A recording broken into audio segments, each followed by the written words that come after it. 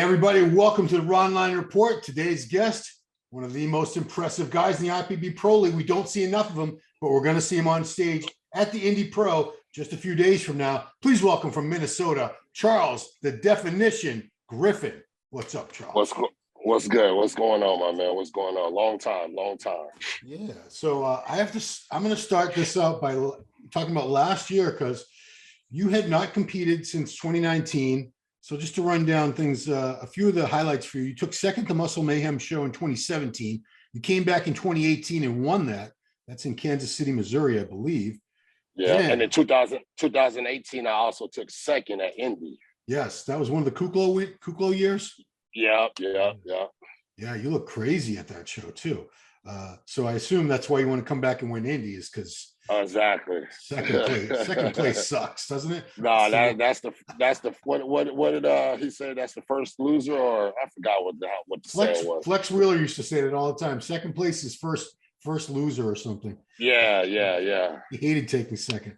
2019, 2019, you had a good run. Tampa was seventh, and another second place in Chicago to Lockett, who I think that was like a 3-year streak for him winning that show.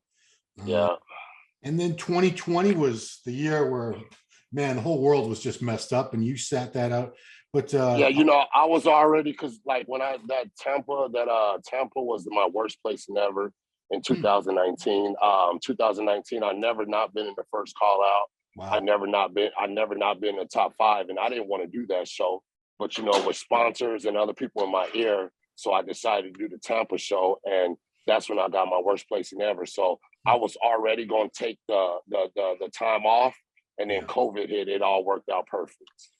Yeah, I listened to an interview you did with Fuad last year, and you talked about that where, most people would say, "Oh no, a year off competing and stuff." You actually took that time to give your body a really good break.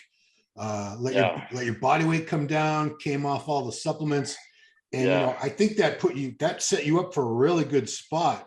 Can you talk about that? What you did in 2020 to let your body really heal and recharge?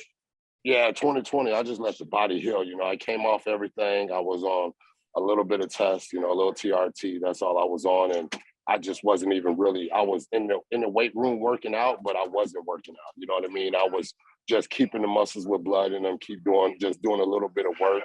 Wasn't really working like that. Everything was closed down, but I had keys to the gym. The owner let me come to the gym and work out and everything like that, but I wasn't like really working out. So it was good just to give my body a rest. Not eating as much food, chopping the protein down, not just, letting the midsection rest. And it did me real well, because when I came back at Tampa last year, I looked back, that was one of my best looks ever. And that rest did my body well. You know what I mean? Yeah. So that's what I want to jump forward to is Tampa Pro last year. You took fourth, and that was a tough. No, I took third. I didn't take fourth. I took third. Oh, was Max fourth? You were third? I'm not for sure it was fourth, but yeah, I took third. Yeah, so it was Ian, whatever. Who won Tampa? Ian did, right? Ian won Tampa, then Phil. Yeah. Phil, and then I took third. Okay, so you look great at that show, and I was thinking, okay, I'm looking at the date, I'm looking at the calendar. There's all these shows coming right up after that. Texas was like the week after. There were a few shows in a row, and why weren't you in any of those? Why do you keep going? Because I took that break 2020, and then what I did was 2021 when I did Tampa. I'm not gonna sit here and say like I'm not the one to cry about, oh, I should have won, I should have did this, I should have done that. But I think I could have placed a little better at Tampa. So with what the judges were saying that I needed to fix and needed to work on, I felt like, okay, why not enjoy time with my friends and family that came out to Tampa, enjoy myself, instead of not enjoying myself, having to fly all the way back to Minnesota, then hopping on a plane right away, then flying to Texas, when the judges already gave me their critiques on what they think I needed to fix. So in my mind and my coach's mind, it's like they already got their mind set. Mm-hmm. So why even, put myself under that stress, under that flying all the way back to Minnesota, head back to Texas, doing all that. I just, decided to take another break and get ready for this year. And that's what we did. At first we were like, if we don't get it in Tampa, we're going to it. But after how we looked in Tampa, we're like, okay, let's leave this last look in their head because I look gnarly. So let's leave that last look in their head, because if I didn't replicate that and went to Texas, then they got something else in their head. So I wanted to leave them with that in their head, and now take that rest and come back 21 and 22, and we're about to kill it this year. And that's Matt Jansen, the coach you're talking about, correct? Yes, sir. Yes, sir. I want to let everyone know we're not talking about some chump. This is Matt Jansen, his coach. Yeah. So what did the judges say they would like to see different, improved on you next time? Man, you know, I'm gonna be honest. Like, I didn't really like the critiques that they gave me. You know what I mean? They said, "Oh they talked about saying my chest needs to come up because my arms and shoulders are this and that." And there's always that midsection, always the midsection. They said your quads need to come up. My quads came up, so it's like I wasn't really, you know, I took what they said. I'm not going against what the judges said. I'm not the one to go against what the judge said, because that's their job. That's what they do. So, you know, what I did was what I came into this offseason was, let's just do what we need to fix. You know what I mean? Let's do what we need to fix, because the midsection, I started pulling the vacuums, working on the vacuums, and, you know, doing the things that I feel that I really need to work on you know, to get another W in my win column. You know what I mean? So that's what we've been doing. We just been working on the quads, the midsection. We haven't been focusing on one thing. We just been focusing on the whole physique. You know what I mean? That's what we've been doing. Yeah, because, you know, you got some crazy update pictures and videos on Charles Griffen _ IFBB Pro. That's EN Griffen, guys. Don't go for the I. You'll never find him. And man, your back seems even crazier than ever. You say you weren't focusing on anything, but have you been like deadlifting 900 pounds or something? Your back looks ridiculous. Nah, you know, I don't even deadlift, Ron. I don't even like the deadlifts. You know what I mean? I've done deadlifts one time, and that was when Fargo one time. They were like, "How much can you deadlift?" I don't know. And I walked up to the bar, it was like 600 some pounds, and I did it for one rep.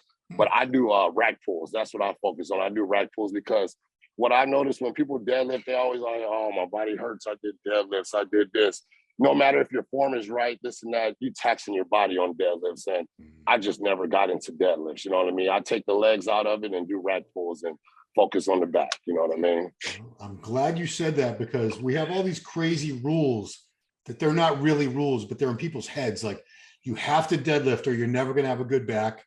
Dude, your back is, I'm not going to say it's the best in the frigging sport right now, but geez, I'd like to see that back next to a few other guys just to compare, because I think you have one of the top 3 or 4 backs in the sport right now. I'd really like appreciate that. I'd love to see you up next to some of these guys I'm thinking of. But yeah, you did that. Another thing that you talked about with Fouad that I wanted to bring up, because it's interesting, you know, when they said you need to build your quads, and you talked about you had to start taking your off-season body weight down a little bit, because walking around at like close to 290. And what are you, about 5'8" or 5'9"? No, man, why you do 5'8"? Come on, don't do me like that. Try to make you don't do bigger. Don't do me like that. I'm 5'9" and some change, and don't forget the change, Ron. I'm 5'9" and some change, my man. No, so what it is 2018 at the Olympia, I just got up to like 283, 285 pounds, damn near 290, and I was huge. You know what I mean? And I did a guest posing in Fargo. And it was a pro-am, and all the pro judges like, "Oh, you got it all. You're ready. You're ready." And yeah, I look big. My legs look big, but it was just fat. You know, basically it was fat because of what happened is my knees suffer. My knees suffer when I'm 280 plus. My knees suffer. My leg day suffer, and my upper body was growing, but my legs wasn't growing. So 2019, I kind of lost some of that symmetry. You know what I mean? I lost that flow to my physique. So what I found out I had to do, because once I started cutting down 280, 270, 265, 260, then it was like, oh, my knees feel great. So what I had to do was I had to, you know, cap my weight off at a certain weight, just so my leg days doesn't suffer. Because yeah, I love it. I wish I could be 280, 290, because I love that shit. But you know what I mean? I want to be able to perform, and I wasn't able to perform on my leg days when I was that heavy. So I got to keep my weight at a cap, which has been working in my favor to, you know, continue having good leg days all the way through off season, through prep. Yeah, you said something, and if I get the numbers wrong, correct me, but I think you said at that higher body weight, like 285, 3 or 4 plates on each side of the hack squat would kill your knees. Like it was agonizing. Would kill my knees, would kill my knees. So it's really like I was doing a pump workout. That's basically what it was. Like I was doing a pump workout. And now when I'm keeping my weight cap, I could put 9, 10 plates, 11 plates on a hack squat, and I'm going in the hole, coming out the hole. You know what I mean, with no problems and everything like that. So I just found out what works best for my body. You know what I mean. Of course, I love to be gnarly, 280, 290. I love that, but it just doesn't work with my knee. Specifically, my right knee. It doesn't work with that knee. Damn, it's my right knee too. I think it's everyone's right knee for some reason. Yeah. Slip and fall a lot and catch your weight on the right knee.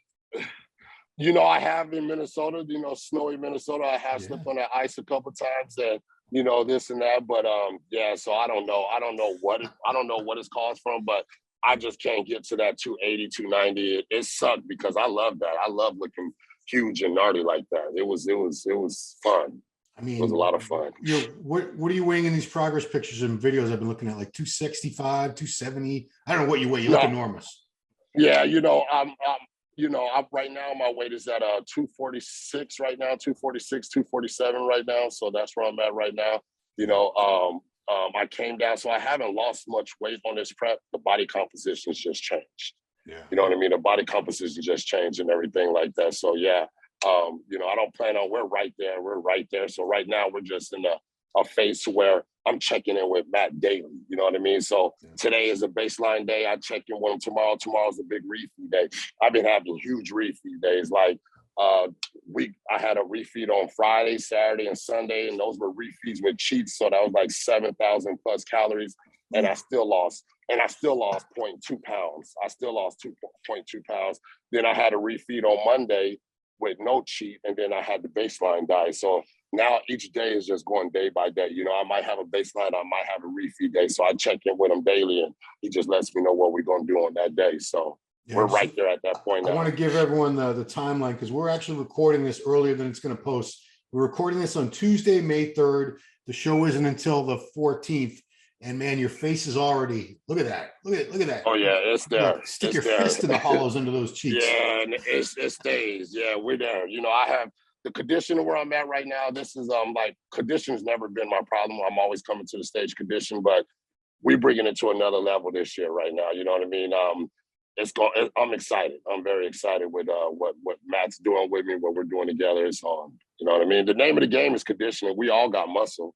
Everybody got muscle on the stage, but can you come to the stage with muscle and condition? That's the name of the game right there. So I was gonna say, look at the t-shirt. That's your nickname, the definition. The definition. We got to show the definition. As I think you might need a new nickname, because I mean that doesn't really talk about how big you are. Some little guy could be definition. He could be like 140 pounds, but you're 100 pounds heavier than that with all this. Yeah. Well, for the food porn people out there, what were the cheats? The refeeds with the cheat. So one day I had a Chick-fil-A, and I had 2,500 calories. 2,500 calories. So I had 2 chicken sandwiches, 2 large fries. I had an 8-count nugget, and then I had 2 My Cookie Dealers, 2 My Cookie Dealer cookies. This was all one meal? That was all one meal. That was all one meal.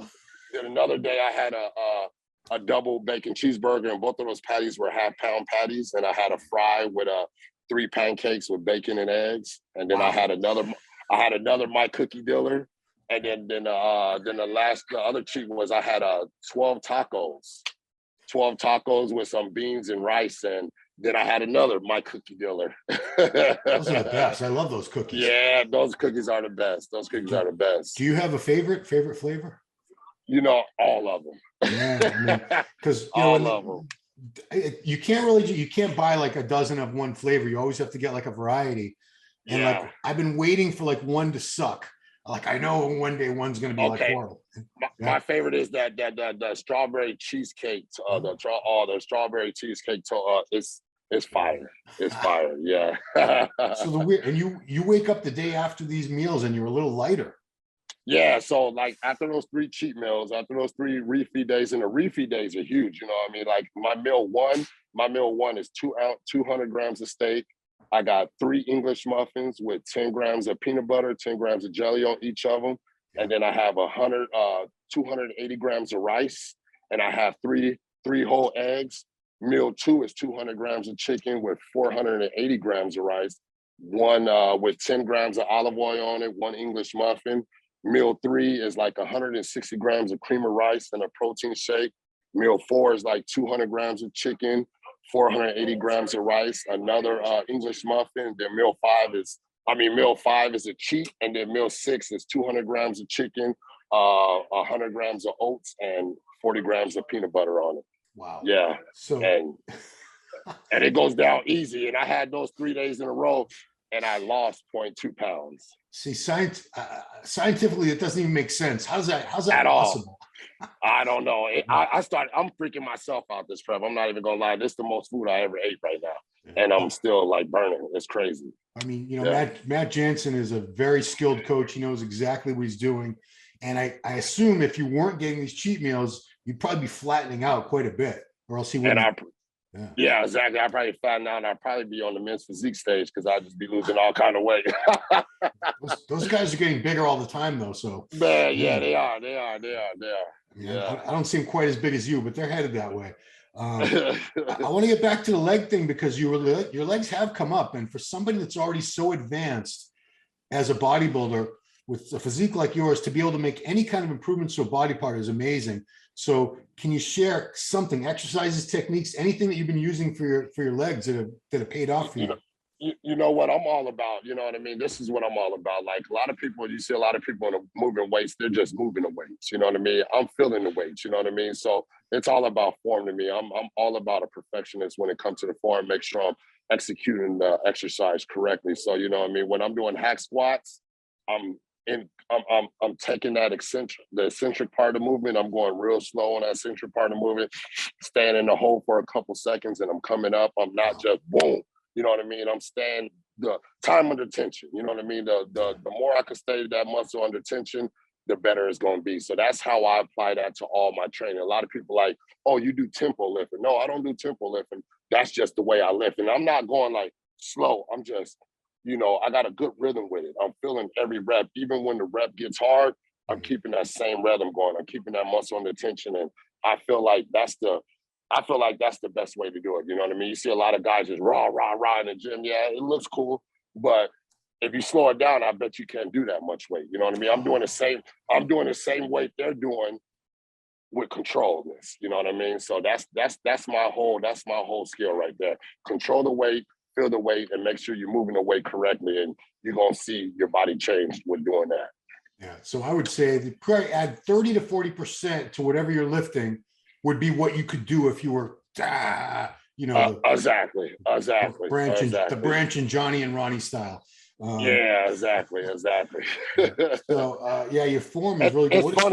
It's funny though, because I was looking at flashback, memories coming back, and I used to see how I lift, and it's pretty dope to see how I transition each year to how I got here, because form used to not be this great, but it's just like how I graduated every year to how I am now. It's very crazy, because I seen me lifting in 2017. I'm like, what was I doing? You know what I mean? That was only 4 years ago. And it's like totally different. So it's crazy how I evolved with my training. Yeah. And another thing is, you're one of those believers in staying strong as long as possible throughout the prep, not backing off and going, pump workouts or anything like that. No. What are some of the lifts you've done like in the last few weeks while you've been dieted down like this?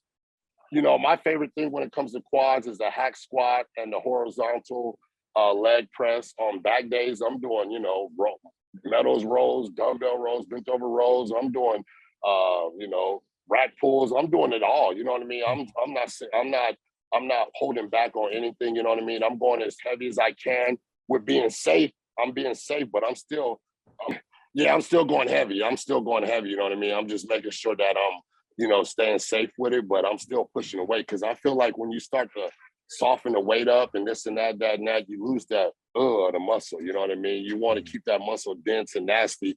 And I feel like when you start that pump work stuff, you lose that density of the muscle, and you lose that look that you're looking for, that grainy, gnarly look. You know what I mean? So, yeah. Right on.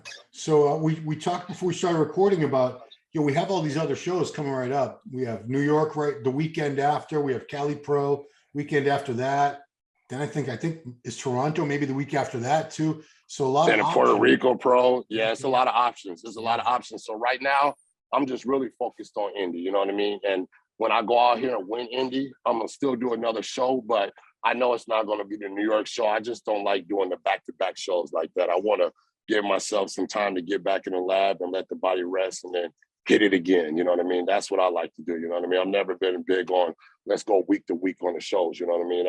You only get one body, and I feel like there's a lot of shows left on the list. So why tax my body week after week? You know what I mean? I don't need to do that. You know what I mean? So True. So your last year, the Tampa winner, Ian Valier, was criticized for not stopping after he'd already won that show and got his Olympia qualification. But people were mad at him because he kept going, and he won the Texas show. And then, they say you're taking the qualification away from other people. oh well. Exactly. Ian, you know what? Ian, he looks every time he competes and does another show, he looks better and better. Yeah. And we're bodybuilders, you know what I mean? We get paychecks, you know what I mean? So why not collect the paycheck? You know what I mean? He didn't take it. He didn't take that from somebody. They should have tried to take that from him. You know what I mean? So I have more love and more respect to Ian, man, for doing what he does. So I can't hate on that. You know what I mean? Yeah. So I mean, I honestly hope you do a couple of shows, not just. Oh this yeah, one. we competing this year. We out there this year. We competing this year. You know what I mean? We competing. We're at least doing 2 shows before the Olympia. At least that's a minimum. That's a minimum. Yeah. Man, Olympia is not till the end of the year. Yeah. So much time. Oh yeah, so much time. So you're gonna see me out here, Ron. We competing this year. We getting out here. So tell me what can we expect to see differently in your physique this time than we saw not even a year ago. It was only like August, last summer in Tampa. I feel like the condition is gonna be on another level.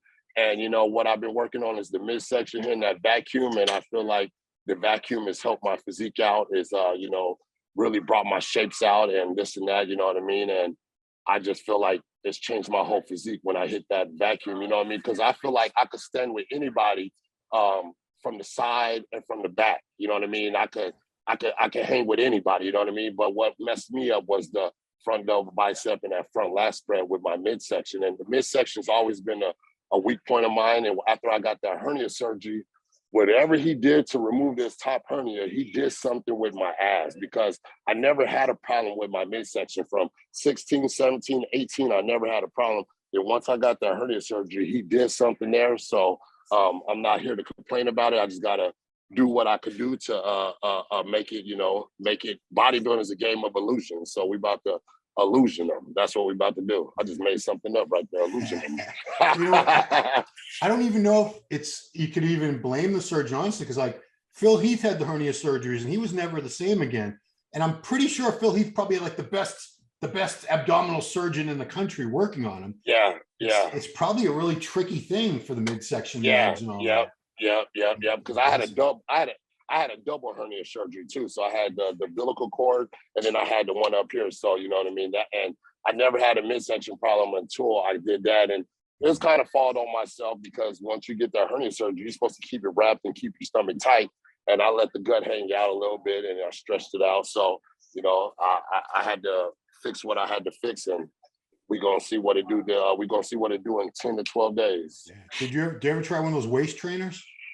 Nah, I tried the waist training for a little bit, but that's like, man, I just feel like that's a gimmick. You know what I mean? I just feel like that's a gimmick. You know what I mean? I'm not a big fan of the waist trainers. I'm not a fan of that. You know what I mean? Yeah, I don't want to offend anyone who sells them or reps them, but yeah, I don't really. Yeah. I did want to give you a chance to talk about something that's pretty cool. You have your own fitness app that people can get for their phones. The Charles Griffen fitness app. Tell me about that. Yeah, it's my app that I came out with. I haven't been too into it right now, because like if I'm doing, my main focus right now is bodybuilding, and I got to win these shows, and I got to get back to the big stage, to the Olympia stage. So that's my main focus. So I haven't had a lot of activity on that. So as soon as I get done with these 2 or 3 shows I'm doing before Olympia, then I'm gonna dive in there a little bit more, and people are gonna be able to follow my daily workouts and follow along. Then, you know, I got programs and everything that I got on there, this and that. I got some stuff on there, but this prep right now, I haven't been too focused on that. I just been focused on getting the body right and getting back to the big stage, man. You know what I mean? I got to get back to Olympia, man. So that's been my main focus. So I don't want to pull myself here, pull myself there, pull myself here. I just want to pull myself right there and focus on what I got to focus on. You know what I mean? Life after bodybuilding is going to be there. I'm going to make sure I have all my stuff at the life after bodybuilding. But right now, I'm bodybuilding. So we got to win these shows to get back to that big stage. Yeah, because what was Olympia, 2018? 2018. That's too long ago. Too long ago. Yeah. 2018, 2022. This be the first time it's been back in Vegas since then? No, it was in Vegas in 2019, wasn't it? Yeah, 2019. Yeah. It's been a minute though. You didn't have to go to the Orlando Olympias, so you missed those. It's cool. I think Vegas is more of a big city feel to it, shows and all that, and bright lights. And, I'm excited. Yeah, picked a good year to come back to Olympia. So. Oh yeah. It's on, Ron. It's on. Do you have a YouTube channel to promote? No, I don't really. I got a YouTube channel, but I'm not active on there as well. You know what I mean? Like I said, I'm about to get more active on all that, this and that. But plan A right now is just win these shows, and get back to the big ship. That's what it is, and all the other stuff is going to fall in place once I kill all this other stuff. You know what I mean? Man, you're looking ready to win that show. I don't know who else is in it at this point. Doesn't even matter, because you know, right now in my mind, you're the guy to beat as far as I can tell right now. So it's on, Ron. It's on. I appreciate that, brother. It's on. Looking forward to seeing you up there again. You're looking crazy, man. Some of the arms, the shoulders, the back is just ridiculous. Thank you. I appreciate you. So anybody who forgot, you're going to be reminded again about this guy. We're about to remind them. Look forward to seeing you in Indianapolis, Indiana. Yes, sir. So in the meantime, guys, follow him on Charles Griffen _IFBB Pro. And then, of course, you can see him. This will air Monday. You can see him this weekend at the Indy Pro. Charles, and they're going to be live streaming it and everything. The Indy Pro. Yeah. It's only $9.99. Everybody, don't be so cheap. Yeah, don't be cheap. Check it out. All right. Yeah. So thank you so much, Charles. Wishing you the very best of luck, and I'll see you very soon. All right. Thank you, brother. All right. Thanks everyone for watching Ronline Report. We'll see you next time. Yes, sir.